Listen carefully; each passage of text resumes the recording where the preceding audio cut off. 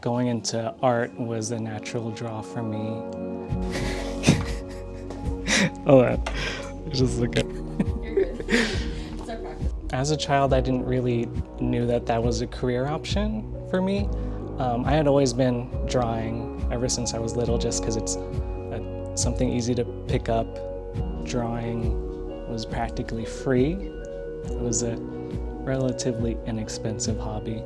My artistic style is heavily influenced by the Art Nouveau movement of the early 20th century. It's a lot of organic forms inspired by nature and romanticism and mythology, and I felt that it lent very well to Filipino culture and aesthetics. Typically I work digitally or just on plain paper. I've been trying to teach myself glass gilding. It's a process in which you paint on glass and then burnish it with gold leafing. I like that it feels more tactile, more special. My project is entitled Tropikal Gothik. It's a series of illustrations inspired by the idea of personal mythology.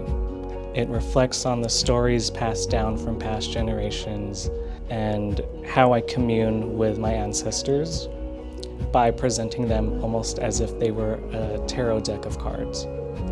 I think being a part of Balay has been really affirming as an artist. Having grown up being discouraged from pursuing it as a career, it meant a lot to have people believe in what I was doing and believing in my project.